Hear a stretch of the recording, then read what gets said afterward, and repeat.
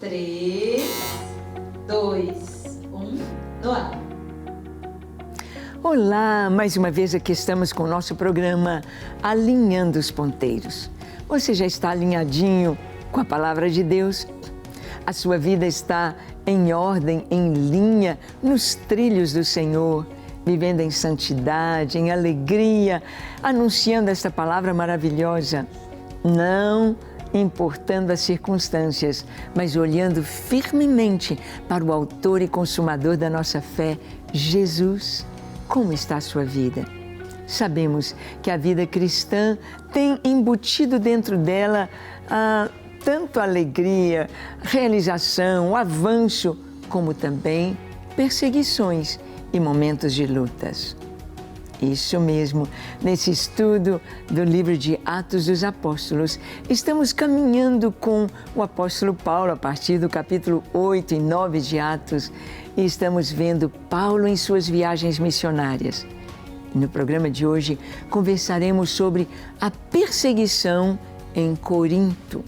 Corinto fica ali na Grécia e Paulo foi perseguido em Corinto. Como foi essa história nesta cidade? Vamos ver? Então deixe o seu coração aberto para Deus, pronto para ouvir a voz do Senhor e obedecer. O programa Alinhando os Ponteiros já começou.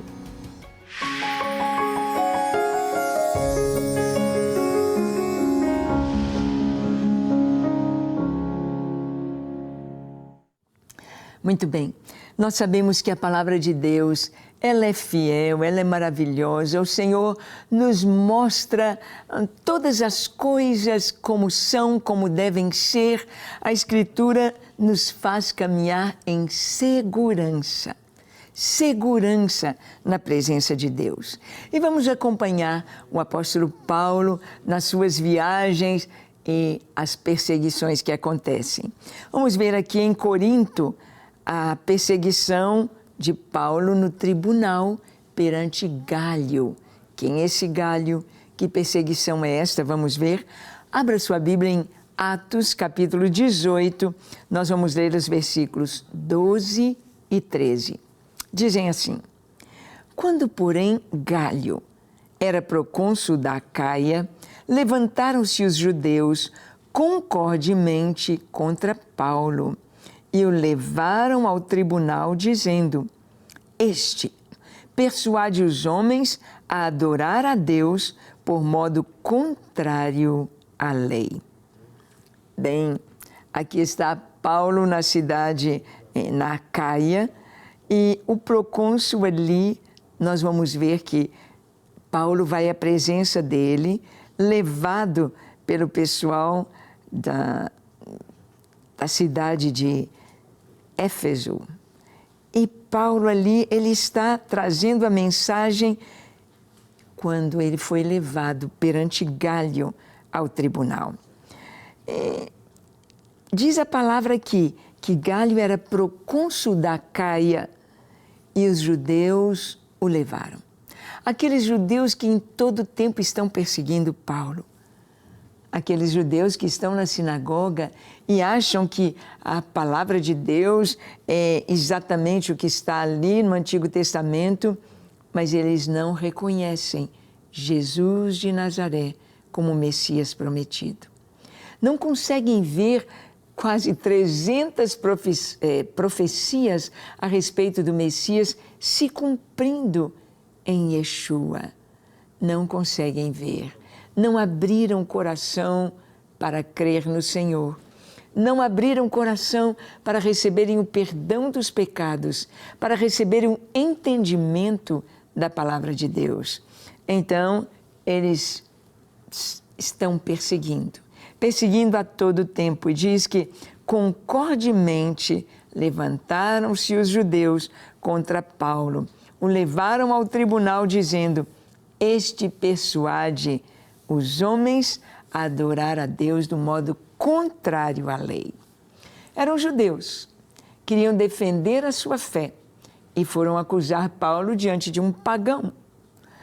Gálio era um romano, era um procônsul da Acaia, romano, e ele não estava ali para ouvir a coisa de lei dos judeus.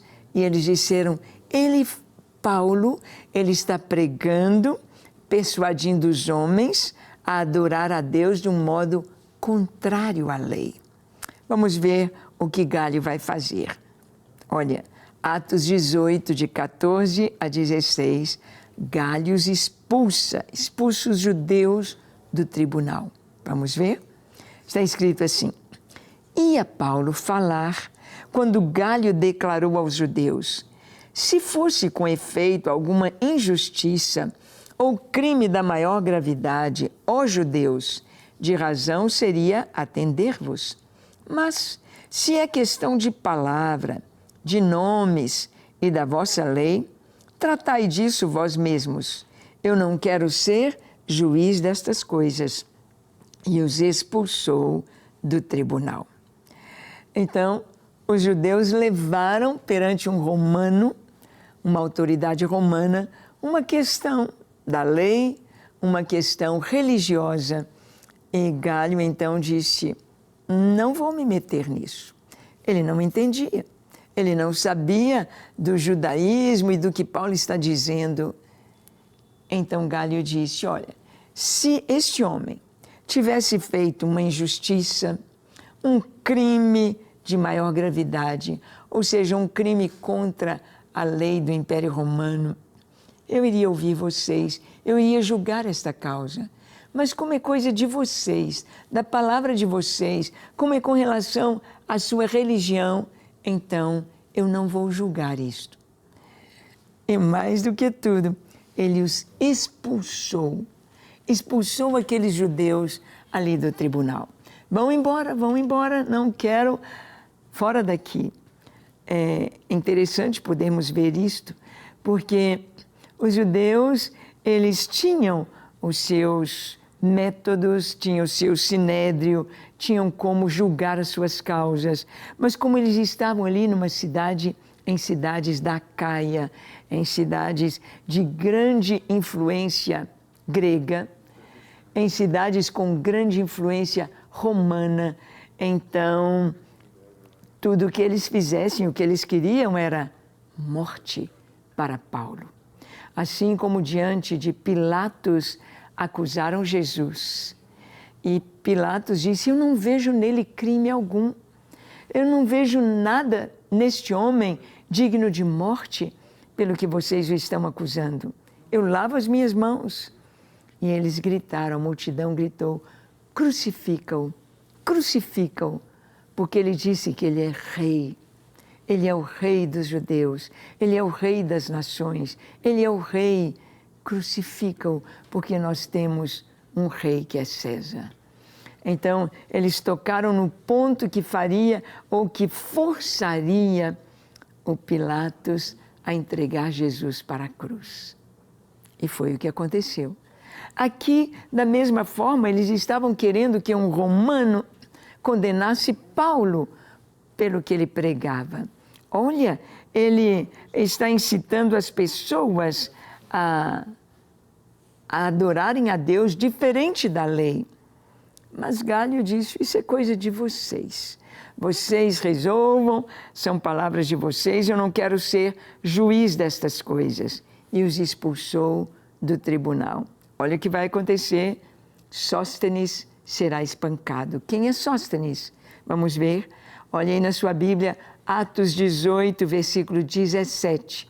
Diz assim, então todos agarraram Sóstenes, o principal da sinagoga, e o espancavam diante do tribunal. Gálio, todavia, não se incomodava com estas coisas. Os judeus foram acusar Paulo. Os judeus queriam apedrejar Paulo. Os judeus queriam condenar Paulo. E Gálio disse, o romano disse, não, servindo ao Império Romano, não vou me meter nesta questão de vocês, de religião, da lei. Resolvam por vocês. E os expulsou, fora, fora, fora. Não foi com licença, foi expulsando. Eles ficaram tão bravos, o espírito, o ódio já estava tão dentro deles, que eles pegaram o principal da sinagoga, Sóstenes, e o espancavam diante do tribunal, batendo nele ali, quase linchando aquele homem ali em Corinto, na cidade grega de Corinto. E então ninguém se importava, Paulo estava livre. Mas o que ele vai fazer? Bem, vamos ver que Paulo deixa Corinto. Paulo, ele vem, ele prega, ele anuncia o evangelho, mas quando os ânimos se levantam, ele então tem de partir. É interessante pensar que Paulo foi um perseguidor do evangelho. Paulo perseguia os cristãos. Paulo prendia os cristãos. Paulo, a muitos cristãos, mandou serem torturados e mortos. E é exatamente isso que ele vai encontrar na sua caminhada, na sua jornada pelas cidades por onde ele passa. Ele traz o evangelho, ele leva o evangelho, mas ele atrai a perseguição. Ele atrai o ódio. Ele sente na pele aquilo que ele semeou antes de conhecer Jesus. Paulo sente isso. Então vamos ver que Paulo agora deixa Corinto. Ele não quer essa confusão, vamos apaziguar os judeus, vamos acalmar tudo aqui para que a igreja continue. Nós já vimos que a igreja em Corinto teve Paulo ali por 1 ano e meio. 18 meses, Paulo esteve pregando em Corinto, de casa em casa, e na rua, e nas reuniões de oração com o povo, ensinando as Escrituras e o poder de Deus. Agora Paulo vai deixar Corinto. Abra sua Bíblia em Atos 18, versículo 18. Diz assim: Mas Paulo, havendo permanecido ali ainda muitos dias, por fim, despedindo-se dos irmãos, navegou para a Síria, levando em sua companhia Priscila e Áquila, depois de ter raspado a cabeça em Cencreia, porque tomara voto. Ali em Corinto, Paulo conhece esse casal precioso, um casal de judeus, Priscila e Áquila, ou Áquila e Priscila, um casal de judeus que veio de Roma, expulsos de Roma. O imperador romano expulsou os judeus da cidade. E eles saíram nessa leva de judeus que deixou Roma, vieram para Corinto, uma cidade grega. E ali em Corinto, eles estavam exercendo a sua profissão e pregando o evangelho. E a profissão deles era a mesma de Paulo. Eles também faziam tendas, fazedores de tendas. E Paulo, então, fica na casa deles, esse casal precioso. E diz aqui que Paulo fica com Priscila, com Áquila e Priscila, e mesmo depois dessa perseguição, ele fica vários dias e depois, ao despedir-se dos irmãos, vai para a Síria, levando Priscila e Áquila em sua companhia. Agora, vamos dizer, a equipe de Paulo, ele está levando um casal que trabalha com as mãos, que faz tendas, levanta tendas, que prega o evangelho, que discipula, que está ali como um casal que é inspiração, que é modelo para os outros cristãos que vão recebendo o evangelho à medida que caminham. Paulo então deixa Corinto e navega para a Síria. É viagem missionária. E levando Áquila e Priscila, diz que em Cencreia ele toma voto e raspa a cabeça. Eram muito comuns os votos entre os judeus. Fazer um voto para.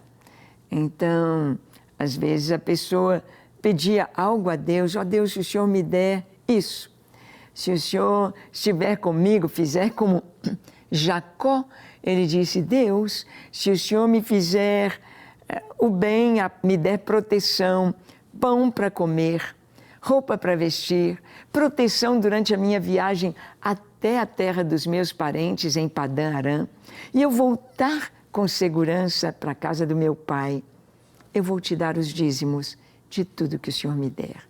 Foi um voto, é um voto. Muitos cristãos também faziam votos. E Paulo fez um voto, não sabemos aqui exatamente qual voto que Paulo fez, raspou a cabeça, aqueles votos entre os judeus, como o voto do Nazireu, ou outros votos.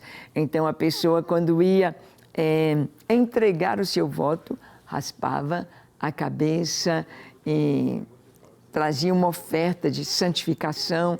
E muitos cristãos, judeus cristãos, também faziam votos. Então, em Cencreia, ele tomara voto. Agora Paulo vai para Éfeso. Paulo vai para Éfeso. E nós vamos ver que essa viagem de Corinto para Éfeso, nós vamos ver Paulo junto com Áquila e Priscila, eles vão tendo no decorrer do caminho, por onde passam, eles levam a semente, levam a palavra. E a semente de Deus é viva, a semente de Deus é eficaz e ela produz os frutos. Será que por onde você tem passado, você tem deixado a semente do Evangelho? Você tem falado de Cristo às pessoas que te cercam? Você tem falado, Jesus te ama, Ele tem um plano para a sua vida, Ele quer te abençoar. Muitas vezes você está num Uber, você está no avião, muitas vezes você vai abastecer o seu carro, colocar o combustível no seu carro, ou numa lanchonete pedindo um lanche, ou mesmo no seu trabalho, e você então deixa uma semente. Deixa a semente do Evangelho, deixa aquela palavra que Deus vai usar e que vai tocar os corações. Assim Paulo fazia. Por onde ele passava, ele levava sempre as sementes. A palavra de Deus, ela tanto é pão que nos alimenta, como ela é semente para ser lançada. Semente para ser plantada, semente que dá fruto. E essa semente é viva, essa semente produz. Então, Paulo, agora de Corinto, vai para Éfeso. Atos 18, 19 a 21, lemos assim: chegados a Éfeso, deixou-os ali. Ele, porém, entrando na sinagoga, pregava aos judeus, rogando-lhes eles que permanecesse ali mais algum tempo. Não acedeu, mas despedindo-se disse: se Deus quiser, voltarei para vós outros. E embarcando, partiu de Éfeso.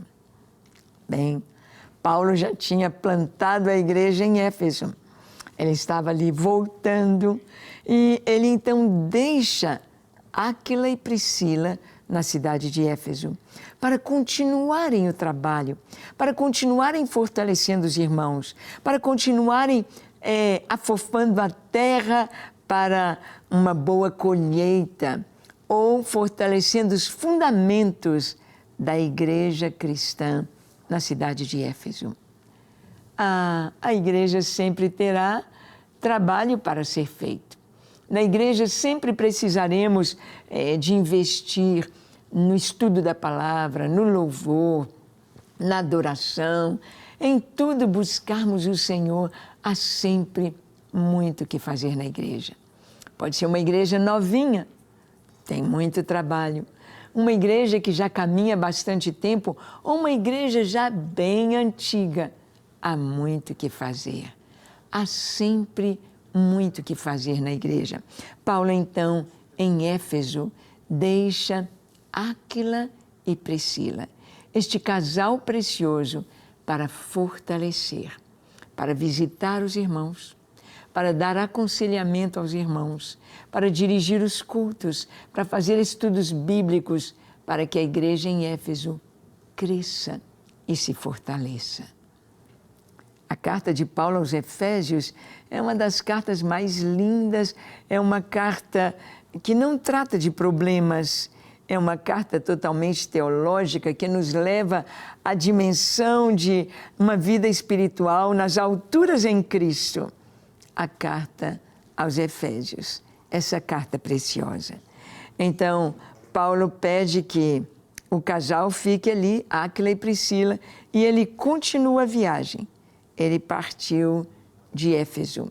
Vamos ver agora Paulo voltando pelas cidades por onde ele passou. Agora ele vai retornar a Antioquia. Atos 18, 22, nos diz assim: chegando a Cesareia, desembarcou, subindo a Jerusalém. E tendo saudado a igreja, desceu para Antioquia. Bem, esta foi a conclusão de mais uma viagem missionária de Paulo. Então, ele sai ali de Corinto, vai até Éfeso.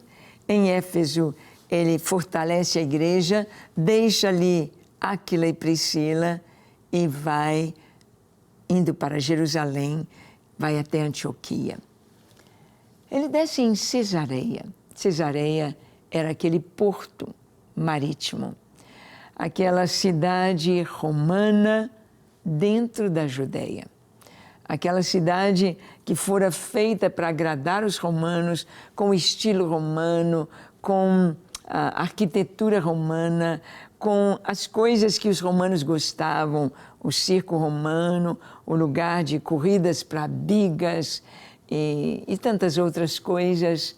Ali estavam o palácio em Cesareia, onde os romanos, como o próprio Pilatos e o próprio Herodes e outros que vinham de Roma para governar, ficavam ali em Cesareia. Paulo passa por Cesareia, sobe até Jerusalém. Jerusalém, ele vai ver os irmãos. Aqui, Lucas não escreve tanta coisa sobre Jerusalém no final desta viagem. Mas ali ele vai encontrar-se com os apóstolos, com os irmãos em Jerusalém, trazendo todo o relatório da sua viagem. E é assim que os missionários fazem. Eles vão, plantam, eles cuidam, voltam, prestam seu relatório, retornam para o campo. Assim a obra de Deus vai e vai crescendo. Vai sendo implantada e vai crescendo. Hoje, o nosso ministério, o Ministério Gideões 24 Horas Diante do Senhor, já está em 75 países, nos 5 continentes. E a gente vai, planta as torres, os Gideões Mirins, e depois vamos dando assistência, consolidando, e aquelas nações vão espalhando também para outras nações. É algo muito lindo que Deus faz. E aqui diz que Paulo, depois de Jerusalém, depois de prestar o relatório, contar o que tem sido feito, ele volta para Antioquia. Nós vamos ver essas 2 cidades sendo principais, Jerusalém e Antioquia. Jerusalém, onde nasce a igreja. Jerusalém, onde a maioria teve a experiência com o Senhor no dia de Pentecostes, e Antioquia, aquela cidade que envia missionários, aquela cidade onde a igreja é missionária. Amém? E você, já é um missionário? E você, tem prazer em compartilhar a sua fé? Tem prazer em falar de Jesus? Tem o seu coração borbulhando do amor de Deus e da mensagem do Evangelho? Vamos orar? Feche os seus olhos, curve a sua fronte. Se for possível, se ajoelhe. Ore comigo, dizendo assim: Senhor, eis-me aqui em Tua presença. Eu abro para Ti o meu coração. Contempla a minha vida, passa em revista o meu viver. Se há alguma coisa em mim que não Te agrada, Senhor, remove, perdoa, limpa-me, dá-me um coração puro, dá-me lábios puros, um pensamento, um coração puros diante de Ti. Encha-me com Teu Espírito Santo, capacita-me a viver para a Tua glória, todos os dias da minha vida. Ensina-me a pregar o Evangelho, a anunciar a Tua palavra, que eu seja uma bênção por onde eu for. Te entrego a minha vida, meu coração. Dá-me, Senhor, esse ministério lindo na Tua presença, para Te amar, Te servir e Te adorar enquanto eu viver. Eu oro em nome de Jesus. Amém, amém e amém. Graças a Deus. É isso aí. Que você seja corajoso, destemido e cheio do Espírito Santo para semear esta palavra maravilhosa. Deus te abençoe. E estaremos juntos no nosso próximo encontro, quando aqui estaremos compartilhando com você a palavra de Deus. Até lá.